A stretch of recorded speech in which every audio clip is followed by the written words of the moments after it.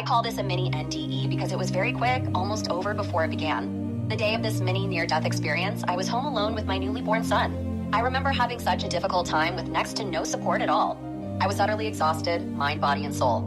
It was one of those rare times when I found time to sleep in my own bed with my newborn son. My husband must have been at work because he didn't allow me to sleep in our bed with the baby while he was there.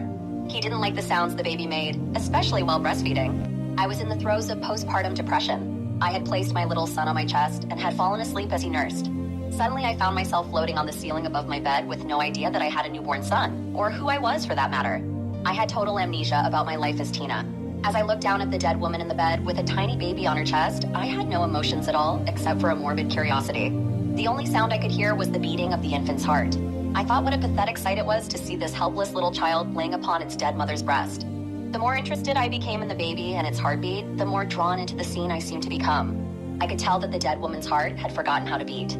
As I focused in on this, I suddenly began to notice that the woman's heart was trying to beat again. It was erratic, like a stalled car that didn't quite know how to turn over.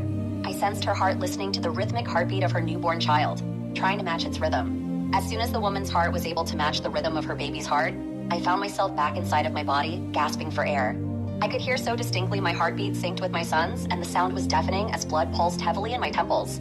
I had a deep knowing that his little beating heart had called out to my lifeless heart, asking it to beat again, and had saved my life.